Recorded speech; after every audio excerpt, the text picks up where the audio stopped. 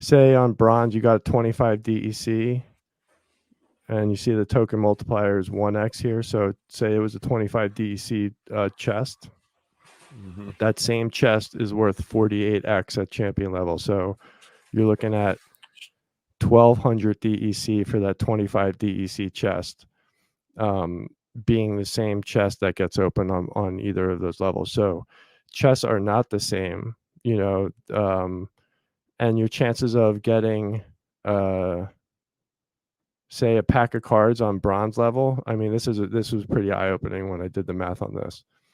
Just the chances of of getting a pack on bronze level to silver, you're 150 times more likely. 150 times more likely to get a pack in a silver chest than you are a bronze chest. 150. You want to say that again for the people in the back? That is, you have a 15,000% better chance. There you go. 15,000% better chance to get a pack of cards in the silver chest than the bronze chest. And that number even gets ridiculously higher as you move up. Champion. Yeah. Like it's 700 70,000%. 70,000% greater chance. And that's a lot. I mean, that's a lot of percent. 200% was double. So 70,000% greater chance, you can imagine, is a lot more than double. And then just also, now let's look at legendary and gold. So at bronze, you have a 0.2% chance at a legendary and a 0.5% chance of a gold foil. At silver, it's 4 times that, so you have 0.8 and 2%. At gold, it's 6 times greater chance for both. For diamond, you're looking at 8 times better chance for both. Jeez. And then for champion level, 16 times more chance of getting a legendary or gold foil than you do there. So that's 1,600% greater chance, 16x. And also, if you look at these other numbers here, rewards, cards, potions, packs, DEC, you know, you've about 33% across the board for 31 to 33% for DEC. Yeah. So about 1 in 3 is going to be DEC. But then like potions for bronze are equal to reward cards, but then you start to see the discrepancy change to where on champion level, you have a 53% chance of it being a reward card and only a 12% chance of potions. So, you know, lots of different differences there that make it so that you want to keep pushing up to that next higher level. Like there's no reason to sandbag. Yeah. If you're capable of playing at the higher rewards. Yeah, because these rewards are worth really going for, like on each incremental level. And this is the part I was most excited about, really, because this is the part that, because this is also the part that like makes it so that makes people want to go hard. Right, like having a ton of silver bots is not that great, you know. So, you know, just, you know, looking at this and hearing you talk through it, and Justin Casey is asking, okay, so what the hell are we supposed to be doing now? You know, looking at this, I feel like there's a couple byproducts of what's happening that I want to run by you real quick. See if, you know, I think summoners are going to go up. The summoners are going to start really ticking away and moving up in value, because especially Chaos Legion, because people will need summoners to level up. And especially, you know, once you start leveling up to gold, I mean, past gold, it becomes very difficult. So I think that's going to be a byproduct of what's happening. I also think the rental markets are really going to skyrocket, because now you want the rewards. If you need just 1 or 2 cards or 3 or 4 cards to help you get to that next level, now it's totally worth it. Whereas during the current system, it may not be worth it. So, Yeah. So my these are my general, like, this is the part that's going to be interesting to kind of see how stuff plays out, because this is the stuff where like a lot of new differences are now being implemented, and it'll be interesting to see how that actually plays out. My best guess, it has to do with, I think now, so before this came out, there's a lot of people who you never see them like combine cards, because the one BCX sell right, for more. right, And they even started to rent well because of all these bot farms that would pick up at least the one BCX cards to step up their game a tiny bit. And so you would actually start to see these one BCX cards sell or rent for 0.1, which is, pretty, for some of those cards, a pretty high ROI. And also like the lowest amount you could rent for.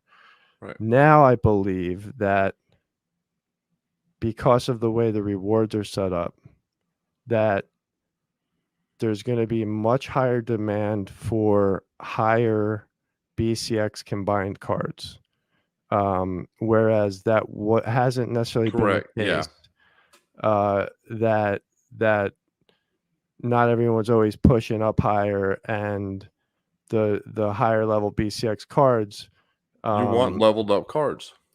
Yeah, You people want are. to, if you're going to rent something, you want to rent a leveled up card so you can battle at those levels. Right, I and think that's brilliant. and Yeah. the rewards aren't that great at bronze level, so No. renting one BCX cards is not going to be like that amazing, and more people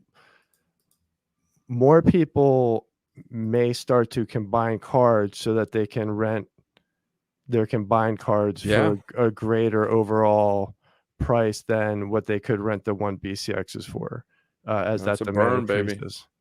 I do think that because of that, there's still going to be demand for the one BCX cards, I'm sure. I think demand goes down for those, but I think that may be offset by a lot of the one BCX cards that are for rent now coming off, because they're going to be combined and either used by the players that own them, or they're going to be combined and rented out as higher level cards. Yeah. Which so I think that's very likely. I also think like rentals are going to be in demand every day, more or less, on Yeah. a much more even level. Yeah. As If opposed to you're like, battling 30 times a day, every day, to get as high as you possibly can, right, as opposed to paying, a little bit each day and then stopping 3 days out. right. Yeah, I because agree. because now there's not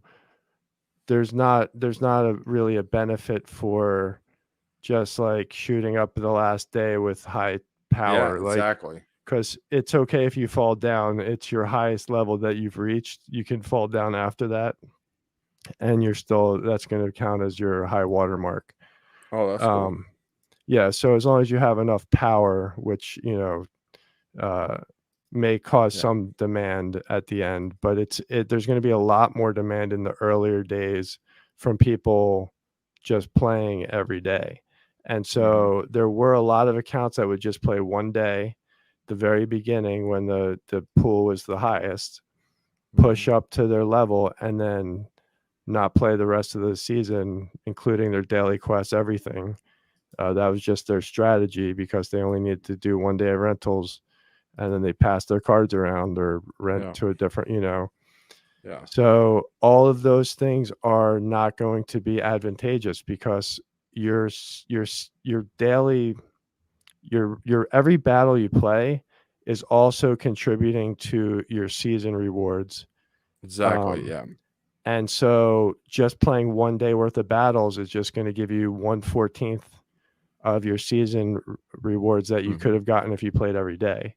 Yeah. And if you're not playing that much, you're not going to get to a high level that you need to get to get the reward chest, because this is the R shares, which is basically just talks about the reward shares from ranked battle. No matter what element or cards used, the reward shares earned from every ranked battle win during a particular season, no matter what element or cards are used, will contribute to players' season's reward points for that season. The more season reward points earned during the course of the season, the more loot chests the player will be able to claim and open once the season ends. And then that's capped at 150 for all the different levels.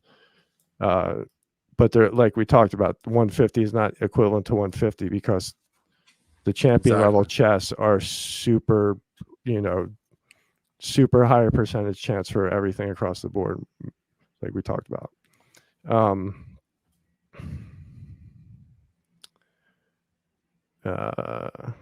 High watermark.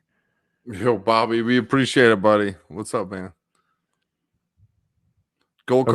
This is the important part here, really. Before everyone starts complaining about the above mechanic being exploited, please know that it will take far more reward shares to earn a diamond loot chest than it will to earn chests for lower leagues. So that means if a player rents cards for one day in a season and gets up to diamond league so they can earn diamond loot chests the next season, if they're only playing in bronze or silver league next season, they will not earn enough reward shares to get very many diamond chests, or perhaps none at all.